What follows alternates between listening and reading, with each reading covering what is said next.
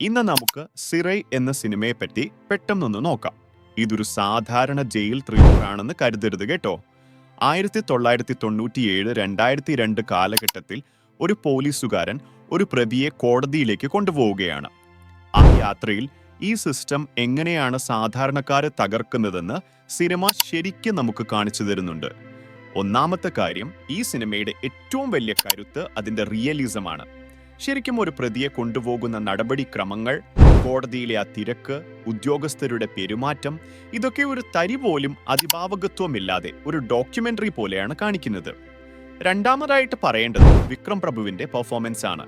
Constable കതിരവൻ എന്ന കഥാപാത്രത്തിന്റെ നിസ്സഹായതയും ഉള്ളിലെ സംഘർഷങ്ങളുമെല്ലാം അദ്ദേഹം കണ്ണുകളിലൂടെ തന്നെ നമുക്ക് കാണിച്ചു തരും.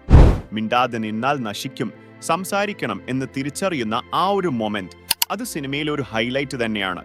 എന്നാൽ ഈ നല്ല കാര്യങ്ങളൊക്കെ ചെറുതായി ഒന്ന് പിന്നോട്ട് വലിക്കുന്ന ഒരു പ്രശ്നമുണ്ട്. അതാണ് പ്രതിയുടെ ഫ്ലാഷ് ബാക്ക്.